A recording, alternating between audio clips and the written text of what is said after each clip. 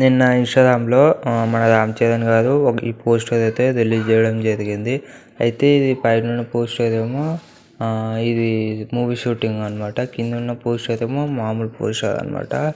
అయితే ఇక్కడ మనకు సింబాలికం ఏంటంటే ఈ సినిమాలో క్లైమాక్స్లో ఫ్లైట్ ఎక్కుతాడు, లేదా ఇంట్రడక్షన్లో కూడా ఫ్లైట్ ఎక్కే ఛాన్స్ అయితే ఉందన్నమాట.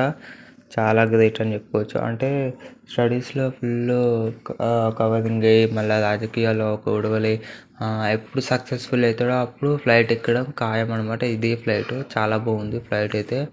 ఇక బాక్స్ ఆఫీస్ ఊచకోత అని చెప్పుకోవచ్చు. అయితే నేను ప్రెస్ మీట్లో శంకర్ గారిని రిలీజ్ డేట్ ఎప్పుడు అని అడిగితే నిన్నటితో షూటింగ్ కంప్లీట్ అయ్యింది రామ్ చరణ్ గారిది అయితే.